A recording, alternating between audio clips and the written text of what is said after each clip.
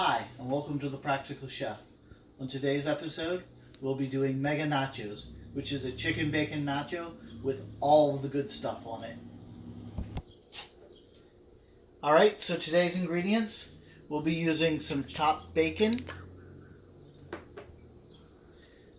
some chicken that's been pre-sauteed and pre-seasoned. I just put a little bit of onion powder, garlic powder, and some McCormick's Chipotle roasted garlic seasoning on it. Sauteed that up till it was done. Now if you don't have that or you don't have the time, you can go ahead and use some Southwest chicken or some other pre-cooked chicken. We have a little bit of Spanish olives. We have about 1.5 cups of mixed cheese. This particular mix is triple cheddar and mozzarella, about 3/4 cup of each. Some shallots. And that's it, and some refried beans. That's going to be what goes inside our pan with our nachos when we put it in the oven. Then for the cold ingredients, we have some lettuce with red cabbage, some tomatoes, freshly cut, and some avocado. Now when you cut your avocado, go ahead and leave the bone in, or the seed in, and put it back together until you're ready to put it on your nachos. That'll go ahead and keep it from turning brown. Alright, so let's go ahead and prepare that. First we're going to take our nachos. I prefer some restaurant style or traditional Mexican style. I've got my pan pre-prepared here with a little bit of non-stick aluminum foil inside it. Just helps with cleanup a little bit later. Okay. I'm going to put a nice big pile. Just fill the pan up. And again, if you have a larger family, you can always use a larger pan and more nachos and more ingredients. So we got our chips in.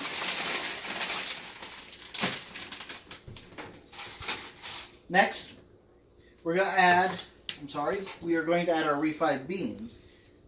Okay, we're just going to take those and kind of pile them on. Now that we've got our refried beans on, our next step is to take our chicken and we're just going to sprinkle it generously over the top of it and kind of push it around. I make sure it gets kind of everywhere over the top. We're going to spill a few, but that's okay. We'll just have to clean that up in a minute.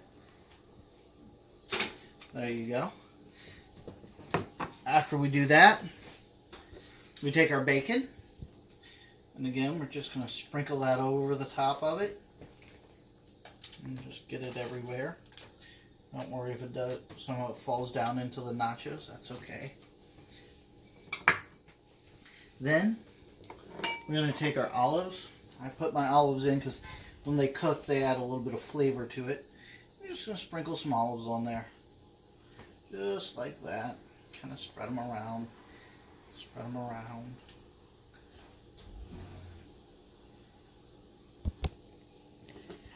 Next, before it goes in the oven, we're going to put our cheese on. We're just going to spread that all over. Now, once we get our cheese on and our bacon and our chicken and our refried beans, we're going to go ahead and take this and place this in a preheated oven at 350 degrees for about 5 or 10 minutes, just long enough to get the cheese nice and melty on top and heat all the ingredients back up. Alright, so that's been about 5-10 minutes, give or take a few minutes. You just want to keep an eye on it to make sure the cheese is as melty as you want it to be. It's time to take it out now. Now when we take it out of the oven, both hands, 2 pot holders, 2 gloves, something safe. Now we've got some fresh, hot nachos. We're going to take and start putting our ingredients on. Alright, so let's put on our lettuce. Next we're going to do our tomatoes. We're just going to slide them on off. Next we'll sprinkle in some green onion or shallots. Next our sliced avocado. And last, some sour cream. And we'll just go ahead and And there you go. Fresh, hot, super nachos.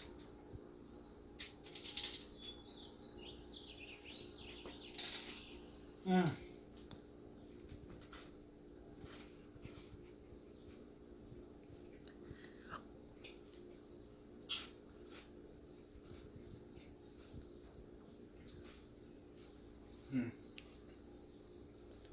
Delicious.